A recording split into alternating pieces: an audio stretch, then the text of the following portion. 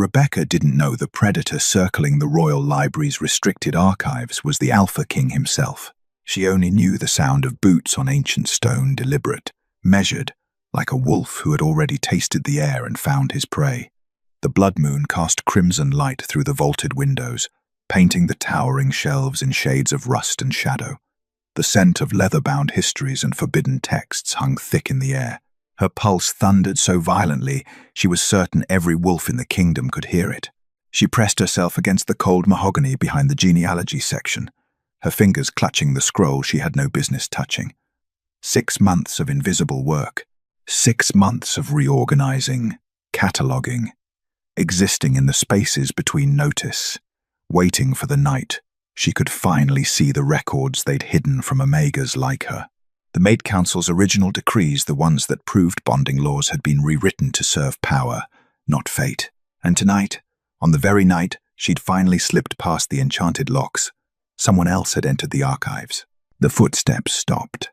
Rebecca held her breath, her Omega instincts screaming 2 contradictory commands. Run and submit. Through the narrow gap between gilded spines, she glimpsed him at the corridor's end.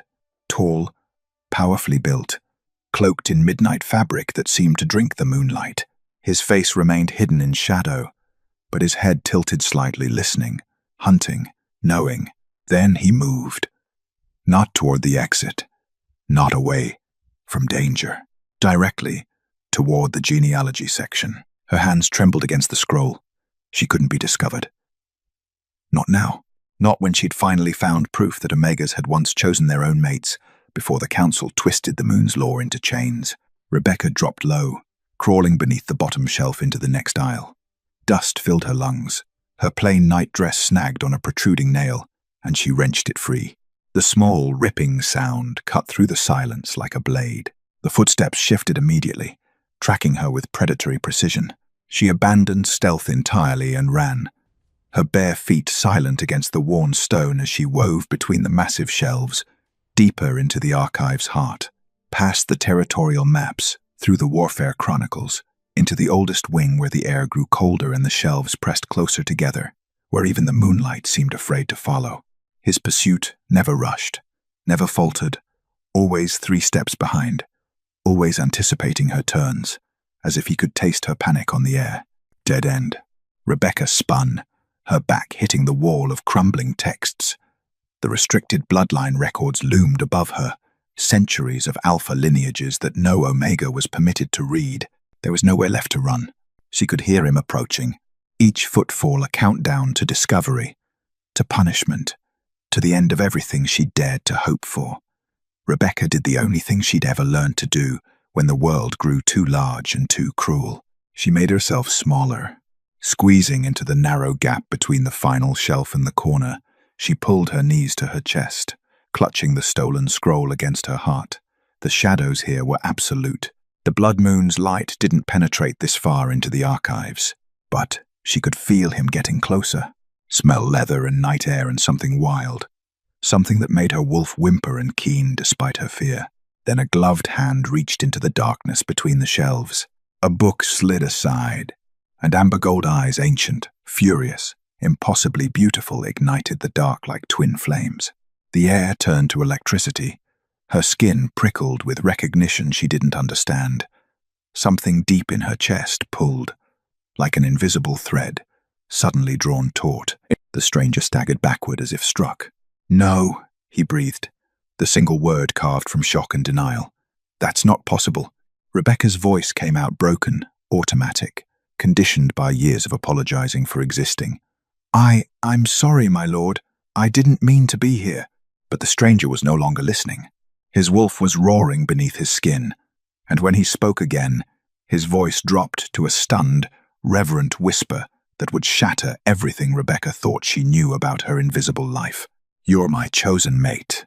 Before we continue, please hit the subscribe and like button and tell me which city you're tuning in from. I love to know where this story found you. Now let's dive in." Chapter 2. The Unmated King. Philibert had walked through fire, survived assassination attempts, and stared down rebel alphas without flinching. But nothing had prepared him for the feeling of a mate bond snapping into place with a terrified Omega, clutching forbidden scrolls in the darkest corner of his own library. His wolf howled triumph and possession, a primal sound that reverberated through his bones. Mine, ours, protect, claim. He forced himself back another step, fighting the urge to reach for her, to pull her into his arms and never let go. This was impossible. He was the unmated king, the wolf cursed by the moon herself to rule alone. 28 years without a bond, without even a whisper of recognition from any Omega, Beta, or Alpha in his kingdom. The Mate Council had declared him broken, incomplete, a king whose bloodline would end with him. And yet here she was, small, trembling, smelling of old books and moonflowers and something uniquely her. A scent so subtle he understood immediately why no one had ever noticed her before. She had no rank markers, no family scent layered into her skin, no perfume or oils meant to attract.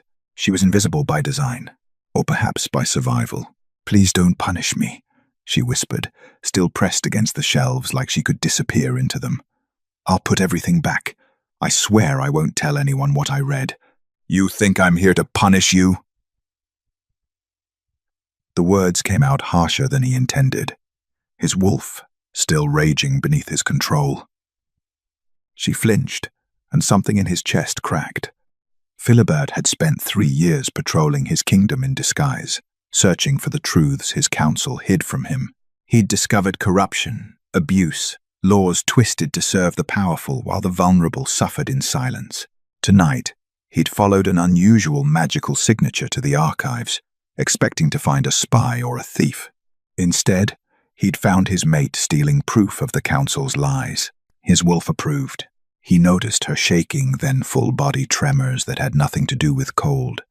The archives were temperature-controlled by ancient magic. She was afraid. Of him. Of discovery. Of whatever punishment she believed she deserved for daring to seek truth. Without thinking, Philibert unclasped his traveling cloak and draped it over her shoulders. She gasped at the gesture, her wide eyes dough-brown and luminous in the darkness lifting to his face for the first time. "You don't have to disappear," he said quietly, surprised by the gentleness in his own voice. I don't understand." Her fingers clutched the edges of his cloak, the fabric swallowing her small frame. "You're Philibert," he supplied. "And you are?" She blinked, confusion rippling across her delicate features. "Rebecca, Rebecca," he repeated, testing the name, letting it settle into his consciousness like a truth he'd been waiting his whole life to learn. "Have you worked in the Royal Library long?" "6 months, my lord." "Night archivist." She said it like a confession. Nobody notices the night shift. Nobody had noticed her. The realization made his wolf snarl with protective fury. "I notice," Philibert said. The bond pulsed between them, warm and insistent, and he watched her eyes widen as she felt it too, that invisible thread pulling them together, defying every law the Mate Council had ever written. "This can't be real," Rebecca breathed. "The Alpha King can't bond with someone like me." "Someone like you?" He crouched down to her level, careful to maintain distance even as every instinct screamed at him to eliminate the space between them. "Someone brave enough to seek forbidden knowledge. Someone the moon chose. Someone invisible," she corrected, her voice breaking. "Someone without rank or family or value. Don't." The command came out rougher than intended. "Don't ever say you have no value." She stared at him, and he saw it then, the learned helplessness, the years of being overlooked and dismissed, the belief that her existence was something to apologize for. His wolf wanted to hunt down everyone who'd made her feel that way. But Philibert knew the greatest threat wasn't individual cruelty. It was the system, the Mate Council, the laws that treated Omegas like property to be distributed for political gain. And now, those same laws would be turned against Rebecca the moment the Council learned of their bond. "I need to get you somewhere safe," he said, rising to his full height. "The restricted wing has surveillance enchantments.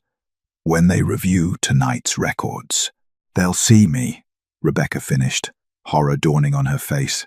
They'll see us. They'll see a bond forming, Philibert confirmed. And they will do everything in their power to break it. He extended his hand to her, an offer, not a command. Rebecca hesitated, then placed her small hand in his. The bond blazed gold between them, visible for a heartbeat before fading back to that invisible pull. "I won't claim you," Philibert said as he helped her to her feet. "Not until you're ready. Not until you choose it freely. But I will protect you. That is not negotiable." Something shifted in her expression. Not quite trust, but perhaps the beginning of it. "You're not forcing this." "Never," he swore. "The council may deal in commanded bonds, but I will not."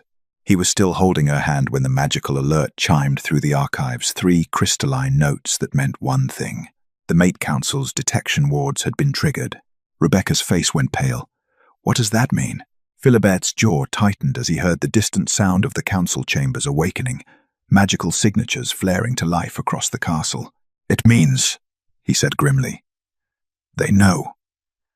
Chapter 3. A bond the council will break.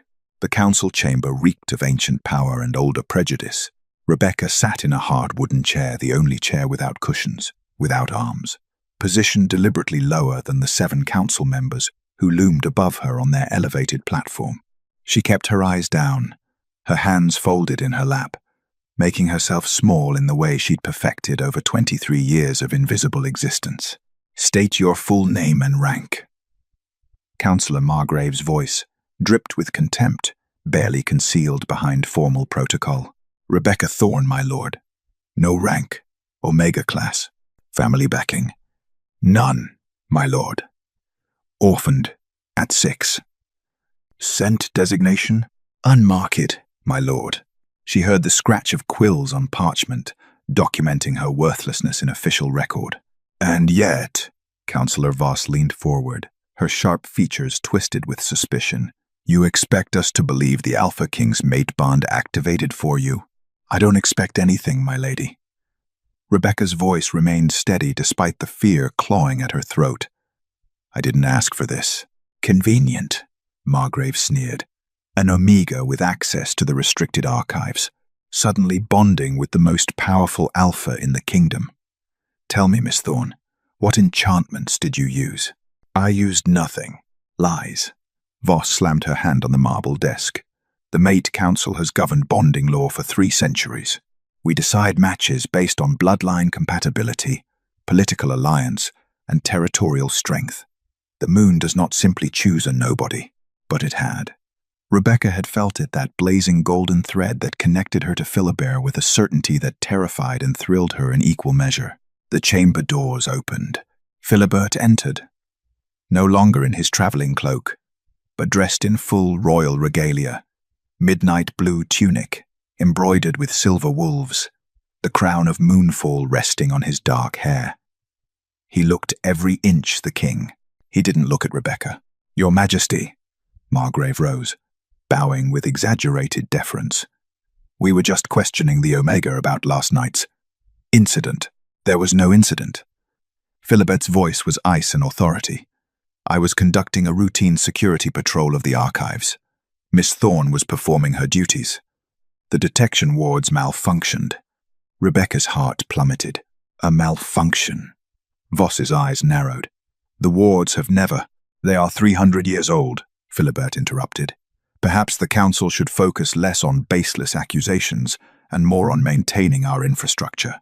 "Your Majesty, with respect, we all felt the bond signature. You felt nothing. Each word fell like a blade. There is no bond. The wards malfunctioned. This matter is closed." He was denying it. Publicly, completely, he was denying their bond existed. Rebecca understood why she wasn't naive. He was buying them time, protecting her from immediate council action. But the words still cut deeper than she'd expected. "The council will, of course, defer to your wisdom, Your Majesty," Margrave said with barely concealed skepticism. "However, protocol demands we conduct a thorough evaluation for the Omega's own protection, naturally." "Naturally," Philibert agreed, his tone suggesting he found nothing natural about it. "You have 3 days. Then I expect this matter resolved, and Miss Thorne returned to her duties unmolested." He turned to leave, still without meeting her eyes.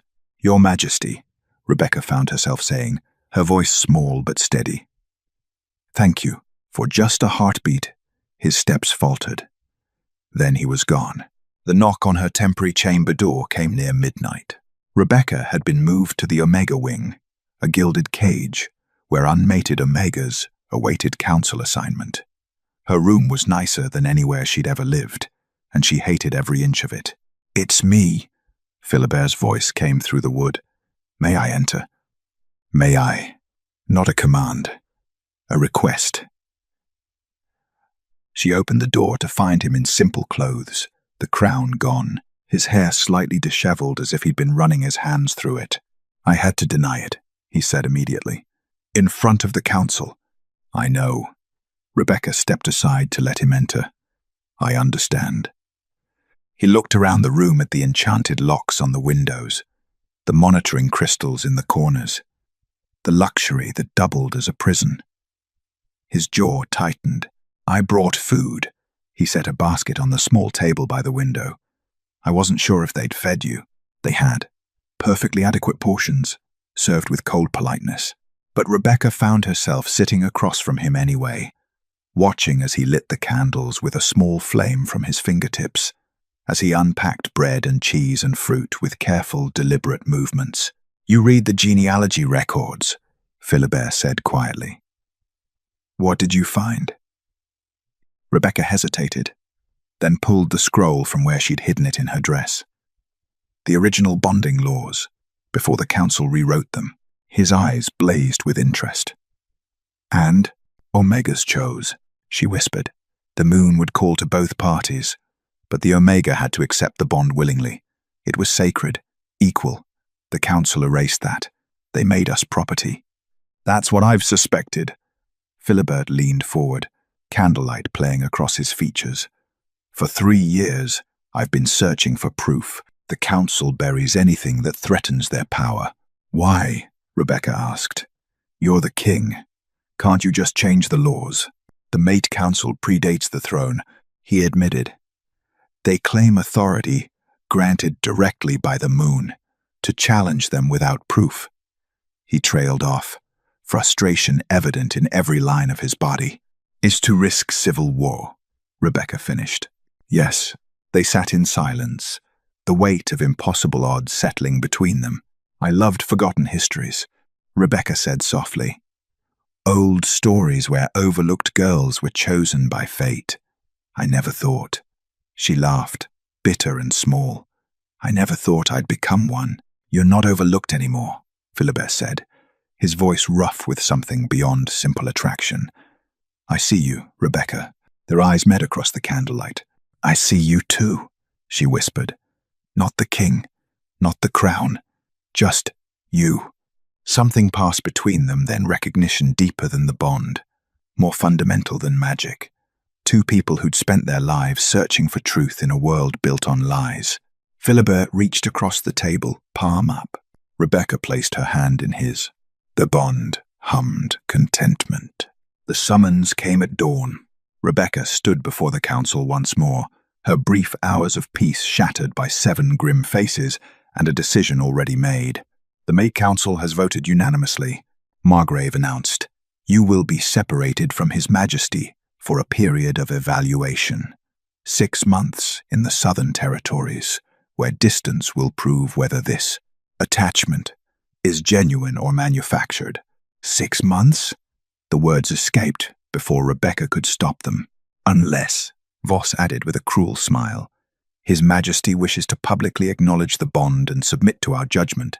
It was a trap. Acknowledge the bond, and the council could legally dissolve it under corruption charges. Deny it, and Rebecca would be sent away. She looked at Philibert, standing rigid beside the throne. 6 months, he agreed, his voice empty. "For evaluation." Rebecca's world tilted. "The Omega departs at nightfall," Margrave declared. "Council dismissed." Chapter 4. Touch without claim. The guarded chambers were a pretty name for a cell. Rebecca stood at the window of the tower room, watching the southern road where a carriage would come for her at dusk. The guards outside her door weren't there for her protection, they were there to ensure she didn't run. Below, servants whispered as they passed, their voices carrying on the wind. Unnatural, an Omega like that. Trapped him with dark magic. Obviously. Should be expelled, not housed like a guest. Rebecca pressed her forehead against the cool glass. 6 more hours. Then she'd be gone, and Philibert could rule without the scandal of an invisible Omega threatening his throne. It was better this way. She almost believed it. The lock clicked. Rebecca spun, expecting a guard with her meager dinner. Instead, Philibert slipped through the door, closing it quietly behind him. He wore a servant's cloak. The hood pulled low. "You shouldn't be here," she said immediately. "If the council finds out, they're in session for another 3 hours." He pushed back the hood, and Rebecca's breath caught at the exhaustion carved into his features. "I needed to see you before." He didn't finish. "Before they send me away," Rebecca completed.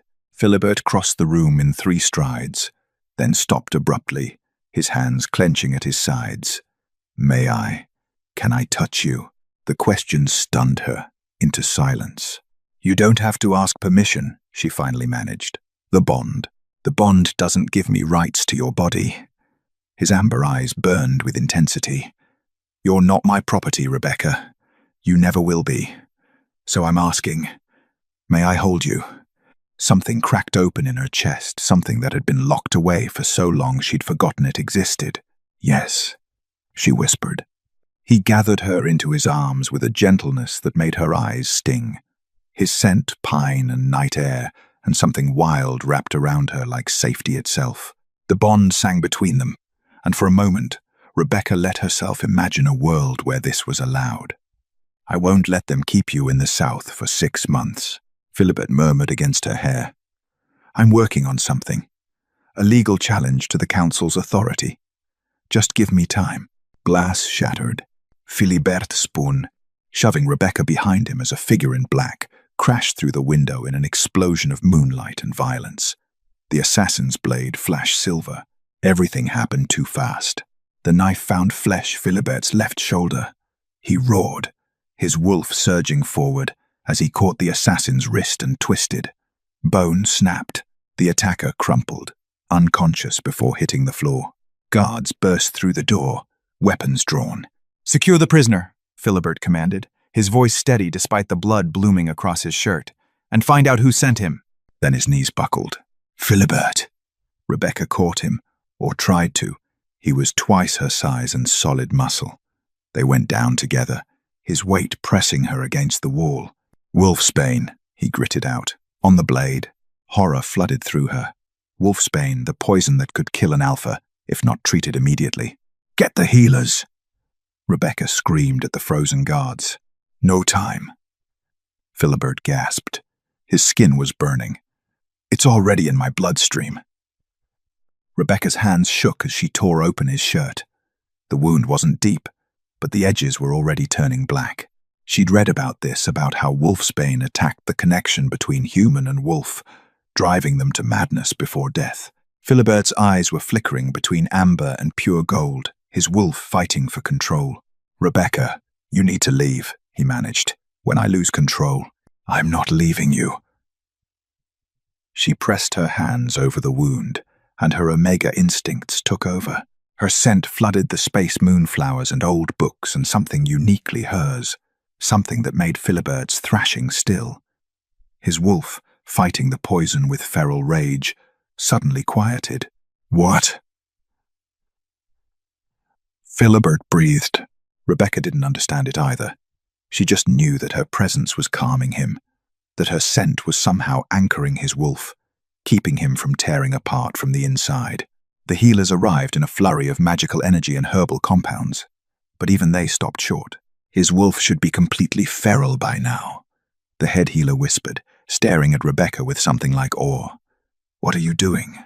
"I don't know," Rebecca admitted, her hands still pressed to Philibert's chest. I won't let him go." It took an hour to extract the poison, an hour where Rebecca stayed pressed against Philibert's side, her Omega presence the only thing keeping his wolf from ripping free. By the end, both healers were studying her with unconcealed fascination. "I've never seen an Omega anchor an Alpha like that," the younger healer murmured. "Not without a completed bond." "Natural compatibility," the head healer replied. "Extraordinary." Rebecca barely heard them. She was watching Philibert's face as color slowly returned to his features, as his breathing steadied, as his eyes finally cleared. "You saved me," he said hoarsely. "You saved me first," she reminded him. "The assassin came through my window." His expression darkened. "They weren't trying to kill you. They were trying to kill me while I was with you. To make it look like I arranged it," Rebecca finished, nausea churning in her stomach. After the healers left, after the guards secured every window and door, Rebecca heard them whispering outside her chamber. "See, she's dangerous. Nearly got the king killed. Should have been expelled the moment the bond was suspected. He's been weakened ever since she arrived." Rebecca closed her eyes against the truth of it. They were right. Before her, Philibert had been the untouchable, unmated king. Now he was vulnerable, distracted, fighting battles on too many fronts. The assassination attempt proved the council or someone working with them would rather see him dead than bonded to an unranked Omega. She was his weakness, and if she stayed, she would get him killed. Rebecca looked at Philibert, sleeping fitfully on her bed where the healers had insisted he rest. She'd saved him tonight, but how many more attempts would there be? How many more times could she anchor his wolf before their enemies found a poison that worked faster? The Southern Territories weren't a punishment. They were her chance to save his life. Rebecca began to pack. Chapter 5. The Omega Who Walked Away. Rebecca moved through the pre-dawn darkness like a ghost. Her belongings fit into a single worn satchel, a few changes of clothes, the forbidden scroll she couldn't bear to leave behind, and a small wooden wolf Philibert had carved for her during one of their secret meetings. She touched it once, memorizing the rough edges where his knife had shaped the wood, then buried it at the bottom of the bag. The carriage wasn't scheduled until dusk, but she couldn't wait that long, couldn't risk him waking, couldn't endure another conversation where he promised to fix the unfixable. She was reaching for the door when his voice cut through the silence. "You're leaving early." Rebecca's hand froze on the handle.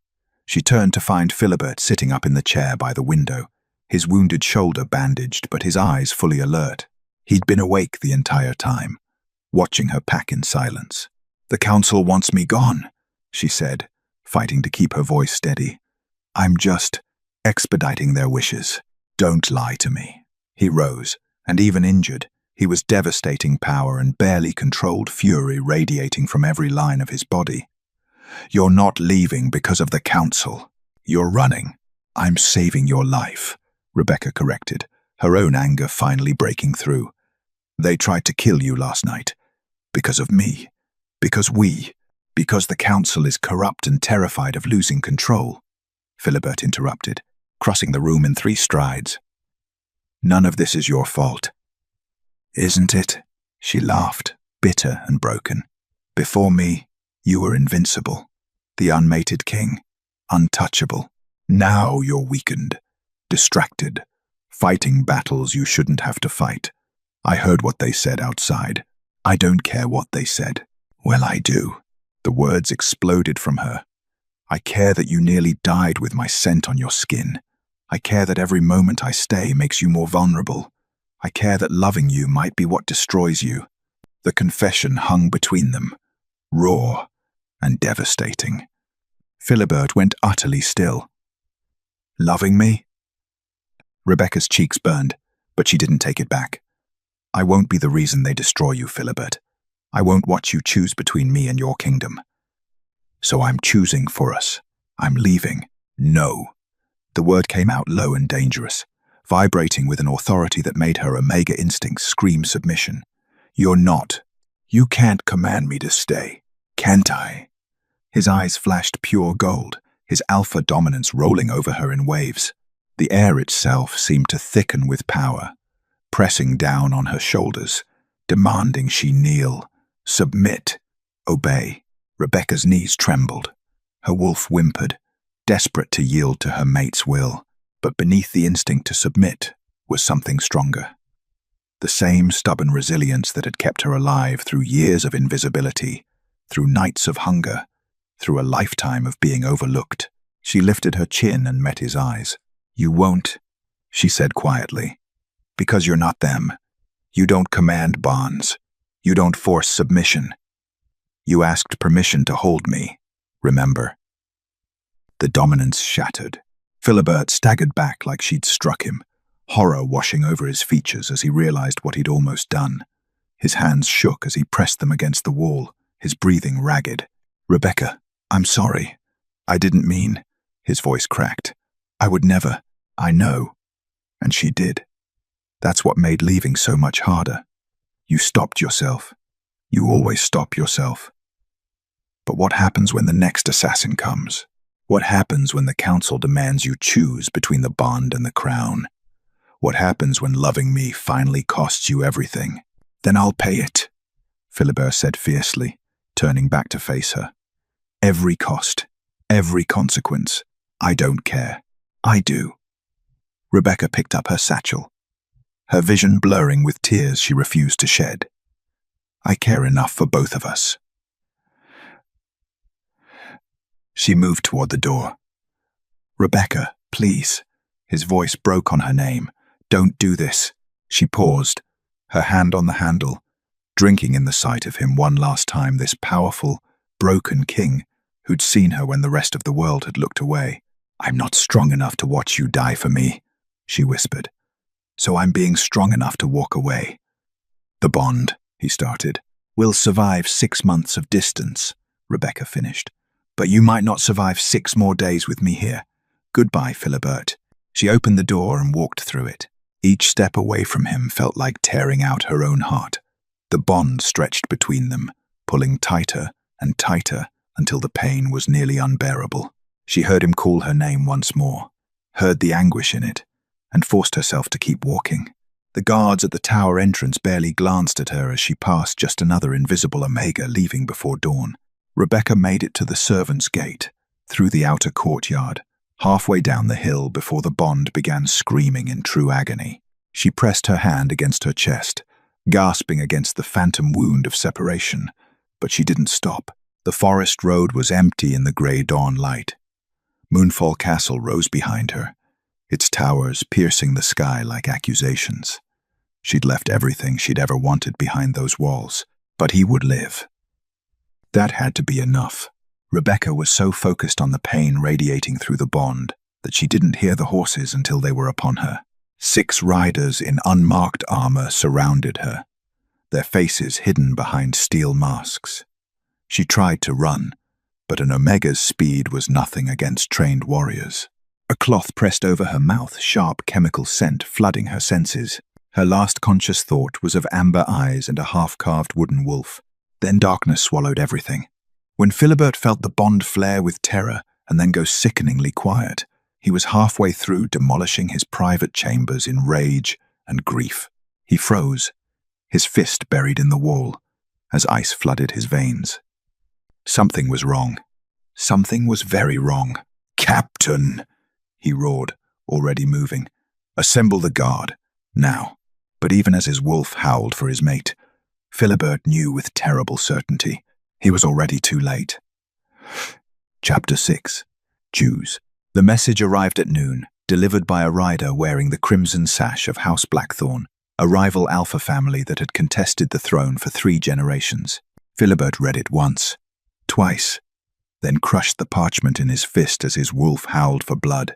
"Your Majesty." Captain Thorne stood at attention, his weathered face carefully neutral. "What are your orders?" "Summon the Maid Council," Philibert said, his voice deadly calm. Immediately, within the hour, all 7 council members sat before him in the throne room, their expressions ranging from concern to barely concealed satisfaction. Philibert noticed Councillor Margrave's smug smile and filed it away for later justice. "It appears," Philibert began, each word precisely controlled, "that the Omega Rebecca Thorne was abducted this morning by agents of House Blackthorn. They're holding her at the Ironwood Fortress." "Terrible news," Voss said with theatrical sympathy, though perhaps not entirely unexpected. The girl was always a security risk. They're demanding I abdicate the throne. Philibert's voice cut through her false concern like a blade. In exchange for her life. Silence fell over the chamber. This is precisely why the Mate Council exists, Margrave said smoothly. Emotional attachments weaken kings, make them vulnerable to exactly this sort of manipulation. You knew.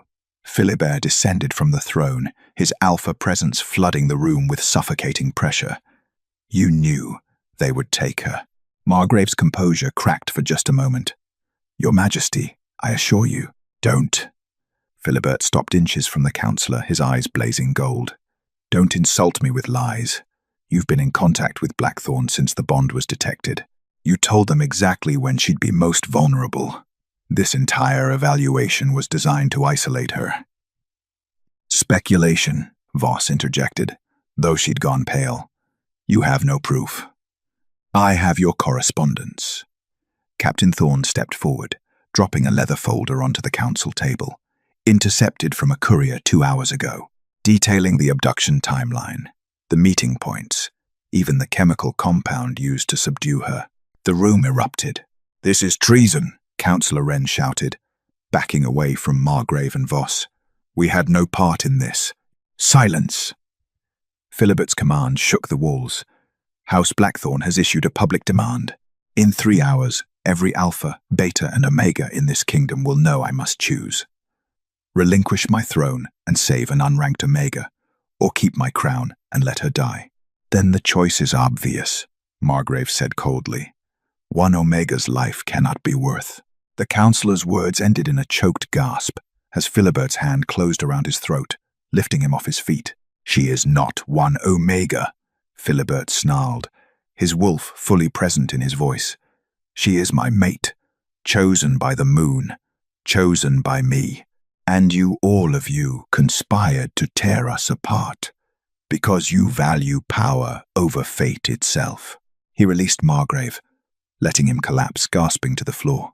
Captain Thorne, arrest Councillors Margrave and Voss for treason. The rest of you are suspended from duty pending investigation. Philibert turned back toward the throne, his decision already made. I'm going to Ironwood Fortress. Your Majesty, you can't, Wren protested. It's obviously a trap. They'll kill you the moment you arrive. I'm aware. Then take the army, Captain Thorne urged. We can mobilize 500 warriors within the hour. No. Philibert began removing his ceremonial regalia. The crown, the formal robes, the symbols of his authority. Beneath, he wore simple combat leathers. Blackthorn's message was clear. I come alone, or Rebecca dies before I reach the gates. This is madness, Voss hissed from where guards restrained her. You're throwing away 3 centuries of moonfall rule for a nobody Omega. She's not nobody, Philibert strapped on his weapons with practiced efficiency. She's the woman who saved my life, who challenged corrupt laws, who walked away to protect me even though it destroyed her. He met each council member's eyes in turn. She's braver than any of you have ever been. Captain Thorne stepped forward, his expression grim. If you're determined to do this, at least let me come with you. I need you here, old friend. Philibert clasped the captain's shoulder. When if I don't return, you'll need to secure the kingdom. There are documents in my chambers detailing everything. Proof of the council's corruption, plans for legal reform, names of allies who can help you rebuild. You're talking like you're not coming back. I'm talking like a king who finally understands what matters. Philibert smiled, though it didn't reach his eyes. For 28 years, I believed my curse was never bonding. I was wrong. My curse was waiting so long to find her that I'd have to lose everything to keep her. The kingdom needs you. The kingdom needs someone who will fight for justice, even when it's inconvenient. Someone who values truth over tradition. Philibert headed for the door, then paused. Rebecca taught me that. If I survive this, I'll spend my life proving she was right. If I don't, he looked back one last time. Tell her I chose her, without hesitation, without regret. The ride to Ironwood Fortress took 2 hours. Philibert felt the bond the entire way, weak but present, like Rebecca was unconscious but alive. He clung to that thread of connection, letting it guide him through familiar territory that suddenly felt foreign. House Blackthorn's stronghold rose from the forest like an iron fang, its walls bristling with archers and its gates sealed tight. Philibert dismounted 100 yards from the entrance, his hands deliberately visible and empty. The gates opened. Alpha Blackthorn himself emerged, a mountain of a man with steel-grey hair and cold blue eyes. Behind him, warriors lined the ramparts, their arrows trained on Philibert's heart. "The unmated king," Blackthorn called out, his voice carrying across the clearing. "Or should I say, the mated king? How the mighty have fallen. Where is she?" Philibert demanded. Blackthorn smiled and gestured behind him. They dragged Rebecca into view. She was conscious now, her wrists bound, her dress torn and dirty. But her eyes, those defiant brown eyes, found his immediately. Even terrified and captive, she shook her head at him, silently begging him to leave. Philibert's wolf roared. "The terms are simple," Blackthorn announced. "Kneel, publicly renounce your throne, and maybe I'll let your little Omega live. And if I refuse?" Blackthorn drew his sword and pressed it against Rebecca's throat. "Then she dies first," he said pleasantly. "Followed by you, followed by every reform-minded fool in Moonfall who thought an Omega could matter." Philibert looked at Rebecca, his mate, his equal, his choice. Then he began walking forward. "I, Philibert, Alpha King of Moonfall," he started. "No!" Rebecca's scream tore through the air. "Don't you dare! Don't you dare give up everything for me! Choose her," Philibert finished, his voice ringing with absolute certainty. "Now let her go, and you can have whatever you want. The throne, the kingdom, all of it." Blackthorn's smile widened. "How disappointing. I'd hoped you'd have more fight in you." "Oh, I'm going to fight," Philibert promised softly. "Just not the way you expect." He kept walking until he stood before the fortress gates, alone and unarmed. "Bring the execution platform," Blackthorn ordered.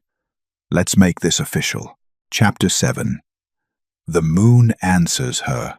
They forced Rebecca to her knees on the execution platform.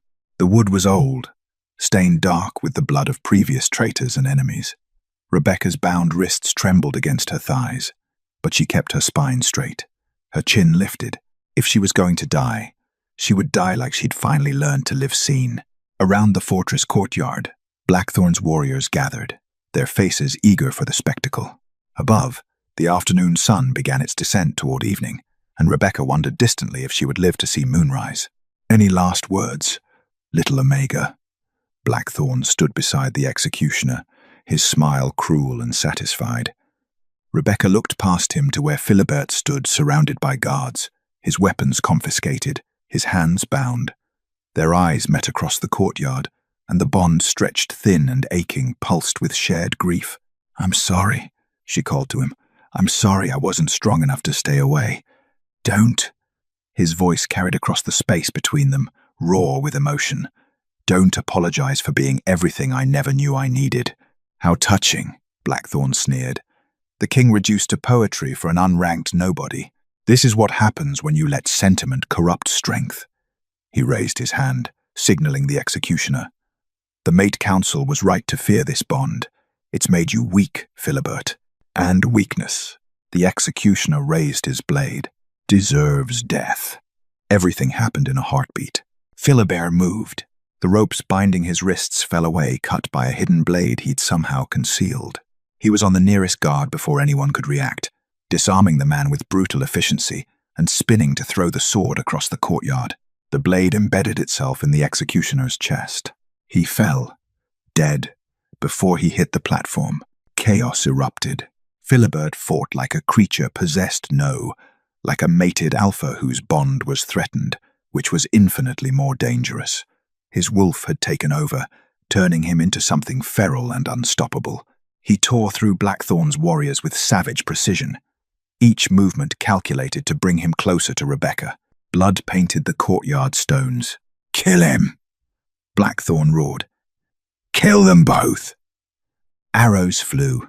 Philibert dodged, twisted, never stopping his advance. One arrow grazed his shoulder, another caught his thigh. He didn't slow down. Rebecca watched in horror and awe as he carved a path of destruction toward her, his golden eyes never leaving her face. "Rebecca!" He was 10 feet away now, fighting 3 warriors at once. "The bond, use the bond." "I don't know how." "Yes, you do." He disarmed another attacker. "You anchored my wolf during the poisoning. Do it again." "Pull." Rebecca didn't understand, but she closed her eyes and reached for that golden thread connecting them. She'd always felt it passively, like background music. Now she pulled on it, dragging it toward her with desperate intent. The bond blazed to life. Power flooded through her, not Philibert's power, but something that had always been hers, buried beneath years of believing she was invisible, worthless, nothing. Philibert reached the platform, and Rebecca felt the moment the bond stopped being a thread and became a chain, binding them together with unbreakable certainty. "She is not my weakness," Philibert thundered, his voice carrying supernatural authority as he stood between her and Blackthorn's sword. His blood dripped onto the platform, mixing with the stains of the past. "She is my strength, my equal, my choice." The bond detonated. Rebecca gasped as power pure, ancient, moonlit power erupted from where they stood. The ropes binding her wrists disintegrated. She rose to her feet, no longer trembling, no longer small. For the first time in her 23 years, the moon answered her call. Silver light poured from the sky despite the sun still hanging in the west. It wrapped around Rebecca and Philibert like a blessing, like recognition, like the universe itself was saying yes. These two, this bond, this truth. The Mate Council had been wrong. The moon didn't just choose alphas. She chose pairs. "Impossible," Blackthorn breathed, backing away from the platform as moonlight solidified into something almost tangible. A barrier of pure lunar magic that his warriors couldn't penetrate. Rebecca felt it then, the true nature of Omega power. Not submission, not weakness, but balance. The moon's other half. The anchor that turned an alpha's raw strength into something greater. She touched Philibert's bleeding shoulder, and her power flowed into him, healing, strengthening, completing. His wounds closed, his wolf steadied. Together, they were unstoppable. "You wanted to see weakness?" Philibert's voice resonated with double authority. Now his alpha dominance and Rebecca's Omega power combined. "This is what true strength looks like." He raised his hand, and the moonlight responded. It swept through the courtyard like a tidal wave, not harming but revealing. Every warrior touched by its glow fell to their knees, their weapons clattering to the stones, not through force, but through sudden, overwhelming understanding of what they'd almost destroyed. A true mate bond, the rarest gift the moon could give. Blackthorn alone remained standing, his face twisted with rage and disbelief. "You think this changes anything? The Mate Council will never accept." "The Mate Council is finished," a new voice announced. Captain Thorne rode through the fortress gates at the head of 200 loyal warriors, their weapons drawn, but their eyes wide with wonder at the moonlight still cascading around the platform. Behind them, in chains, came councillors Margrave and Voss. "We intercepted their confession," Captain Thorne continued, dismounting. "Everything. The coup plot, the bribery, the corruption of bonding laws dating back decades. Every alpha in the kingdom is hearing the truth right now." "You're too late," Philibert said, his hand finding Rebecca's. Their fingers interlaced, and the bond hummed with satisfaction. "We don't need their acceptance anymore." Rebecca looked at the man who'd given up his throne for her, who'd fought through impossible odds to reach her, who'd never once treated her like property or burden. "The world must change," she said quietly, her voice carrying with unexpected authority. "The laws, the council, everything that told Omegas we were less than, that bonds could be commanded, that love was weakness. It will," Philibert promised. "Together we'll rebuild it." "Together," Rebecca agreed. Blackthorn snarled and lunged for them one last time. The moonlight caught him mid-stride, lifting him off his feet and slamming him into the courtyard wall with enough force to crack stone. He slumped, unconscious, as his remaining warriors quickly surrendered. The battle was over, but as Rebecca stood on the execution platform, transformed into a victory stand, Philibert's hand warm in hers, and the moon's blessing still glowing around them, she knew the real fight was just beginning. A kingdom built on corrupt laws wouldn't change easily. The question was, would they break it to save it, or would it break them first? Chapter 8. Queen of the Once Invisible. The Mate Council's dissolution took exactly 3 days.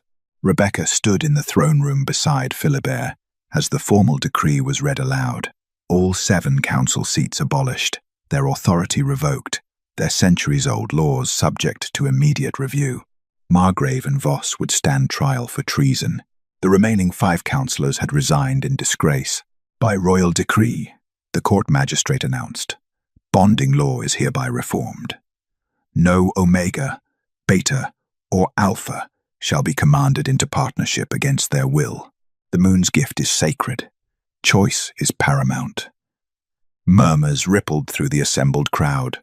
Shock, approval, resistance, mixing in equal measure. Rebecca felt the weight of hundreds of eyes on her.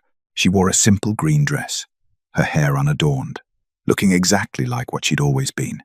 An unranked Omega with no family, no political connections, no reason to be standing beside a king, except for the mate bond that still glowed faintly between them, visible to those who knew how to look. Furthermore, Philibert continued, his hand finding Rebecca's, the position of queen consort is abolished. Confused silence fell. Instead, he said, his voice carrying across the vast chamber, we establish the position of queen regent with full political authority, voting rights on all matters of state, and power to veto laws that harm the vulnerable. The crowd erupted. Your Majesty, this is unprecedented. Lord Chancellor Morrison sputtered. The consort position has existed for 300 years as a decorative role with no actual power, Rebecca interrupted quietly. Every head swiveled toward her. She'd barely spoken in these official proceedings, and her voice, though soft, somehow commanded attention. I've read the histories. Queens used to rule alongside kings as equals. The Mate Council changed that, just like they changed bonding laws, to consolidate their own authority. She's right, confirmed Lady Ashford, the kingdom's oldest living historian. The original coronation oaths bound both monarchs equally. Morrison's face purpled. You can't seriously intend to give an unranked Omega. I intend to give my mate, my equal, and the woman who saved my life the voice she deserves, Philibert said coldly. Anyone who objects can submit their resignation. No one moved. Good. Philibert turned to Rebecca, his expression softening. The question is whether you'll accept. Rebecca's heart hammered. A month ago, she'd been invisible, a night archivist. No one noticed. Now the king was offering her a crown and real power to change the laws that had oppressed her entire life. On one condition, she said. Philibert raised an eyebrow. Name it. The first law we reform gives all Omegas access to education. Reading, writing, history, everything currently restricted to ranked families. Rebecca's voice grew stronger. You can't give people choice if you keep them ignorant. Pride blazed in Philibert's eyes. Done. Then yes, Rebecca said. I accept. The coronation took place under the full moon 3 weeks later. Rebecca knelt before the ancient altar, where generations of moonfall rulers had been crowned. But this time, 2 crowns waited. Philibert placed the silver circlet on her head himself, his hands steady, his voice ringing with conviction. I crown you, Rebecca Thorne, Queen Regent of Moonfall, not through my authority, but through your own merit, wisdom, and strength. When she rose, she wasn't invisible anymore. She was queen. The feast afterward lasted until dawn, but halfway through, Philibert leaned close to her ear. Want to escape? Rebecca had never wanted anything more. They slipped away from the celebration, 2 monarchs abandoning their own coronation feast to walk through moonlit corridors toward the royal library, the same library where they'd first met, where the bond had snapped into place and changed everything. The restricted archives were unsealed now by Rebecca's order knowledge, freed for anyone who sought it. She ran her fingers along the genealogy shelves, remembering the terrified girl who'd hidden here, clutching stolen scrolls and believing she was about to die. "I was so scared that night," she admitted softly. Philibert came up behind her, wrapping his arms around her waist, his chin resting on her shoulder. "I was terrified too. The bond felt like losing control, like becoming something I didn't understand. And now, I understand that control was an illusion." He turned her to face him, his amber eyes warm in the candlelight. "I ruled alone for years, Rebecca. Made decisions, enforced laws, tried to be the perfect king, but I rule better beside you. You see the things I miss. You question the things I accept. You make me better." Rebecca touched his face, tracing the strong line of his jaw. "You made me visible.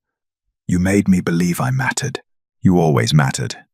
Philibert kissed her softly, reverently. The world just needed to catch up. They stood together in the quiet library, surrounded by the histories they'd already changed and the futures they'd yet to write. "The nobility is going to fight every reform," Rebecca said eventually. "Probably. Half the kingdom thinks I bewitched you. Let them think what they want.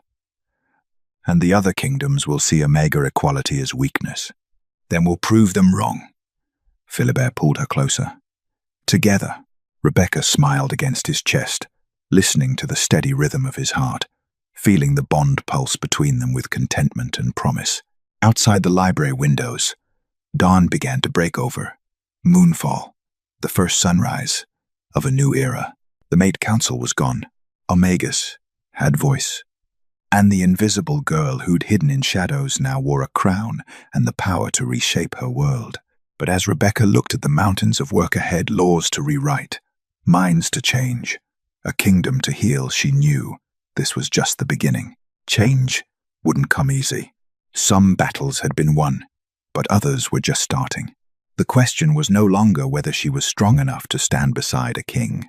The question was whether the kingdom was ready for a queen who refused to be silent. "What are you thinking?" Philibert murmured. Rebecca looked up at him, her mate, her partner, her choice, and smiled. "I'm thinking," she said, "that we have a lot of work to do." "Good thing we have forever," Philibert replied. The bond blazed agreement between them. Forever sounded perfect. Chapter 9. Chosen, not hidden. 6 months after the coronation, Rebecca stood in the Great Hall watching history rewrite itself.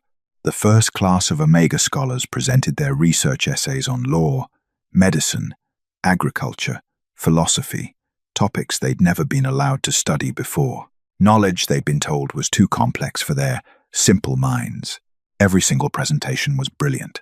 Rebecca caught Philibert's eye across the hall, and he smiled with the particular warmth he reserved only for her. 6 months of marriage, and that smile still made her heart stumble. "Your Majesty," a young Omega girl no more than 16 approached hesitantly. May I ask you something?" "Of course." Rebecca knelt so they were eye level, something that still surprised visiting dignitaries but had become her habit. Queens didn't need to tower over their people to command respect. "They say you were invisible once," the girl whispered. "Is that true?" Rebecca's throat tightened with recognition. She saw herself in this girl's uncertain posture, in the way she made herself small, in the disbelief that she deserved space in the world. "Yes," Rebecca said gently. "For most of my life I believed I didn't matter, that people like us were meant to endure, not to dream." "What changed?" Rebecca considered the question. The easy answer was Philibert, the mate bond, the coronation, the power that came with his love. But that wasn't quite right. "I learned that invisibility was never about me," she said finally. "It was about a system designed to keep certain people unseen. And once I understood that, I realized I had a choice: stay hidden or demand to be recognized." The girl's eyes widened. "You chose." "I chose," Rebecca confirmed. And now, because of that choice, you get to choose too. What you study, who you love, what kind of life you want to build. She squeezed the girl's hand. Never let anyone convince you that you're invisible. You're standing right here. You matter. The girl left with tears in her eyes and a straighter spine. Philibert materialized at Rebecca's side moments later. You're remarkable. You know that? I'm just talking to people. You're changing lives with every conversation. He offered his arm. Walk with me. They slipped away from the presentations, nodding to guards who no longer looked surprised when their monarchs abandoned formal events for private moments. It had become something of a pattern, Philibert and Rebecca, escaping the weight of crowns to remember they were also just two people who'd found each other in the darkness. The royal gardens had transformed under Rebecca's influence. Where once only ornamental flowers grew, now medicinal herbs flourished alongside vegetables meant for the city's soup kitchens. Beauty and purpose intertwined. The Northern Territories formally recognized the new bonding laws today, Philibert said as they walked. That's all 7 regions now. Any resistance? Nothing violent. Some grumbling from traditionalists, but even they can't argue with the results. Crime is down. Omega satisfaction surveys are up. Forced separations have stopped entirely. He pulled her closer. You were right about everything. We were right, Rebecca corrected. This was never just me. They reached the center of the garden where a fountain depicting the moon goddess stood. Philibert had commissioned it 3 months ago, a gift for Rebecca's first birthday as queen. The goddess's face bore a striking resemblance to Rebecca herself, though she'd protested the vanity. I have something for you, Philibert said. Another gift? You just rebuilt the entire library. This is different. He drew a folded document from his jacket. Open it. Rebecca unfolded the parchment, and her breath caught. It was an official royal decree, signed and sealed, establishing the Rebecca Thorne Foundation for Omega Education, a permanent endowment that would fund scholarships for unranked Omegas in perpetuity. Your name will outlive us both, Philibert said softly. Every Omega who reads, who learns, who chooses their own path, they'll know who fought for that right. Rebecca's eyes burned with tears. Philibert, I choose you, he interrupted, taking both her hands. I chose you in that library when the bond formed. I chose you at Ironwood when they demanded my throne. I choose you now, tomorrow, and every day after. Not because the moon commanded it, but because you're the best choice I've ever made. I choose you too, Rebecca whispered. Always.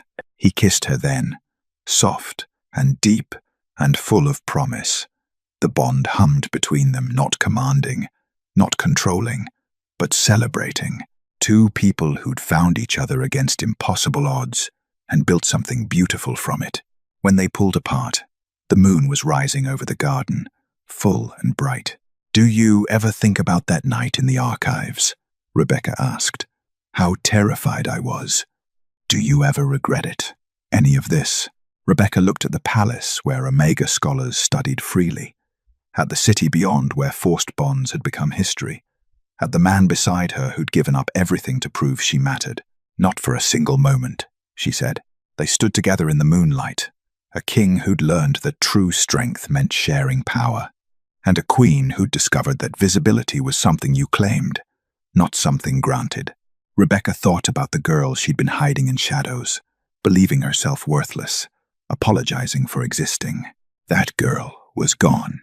In her place stood a woman who'd rewritten laws, challenged tradition, and proven that the moon's choices were wiser than any council's commands.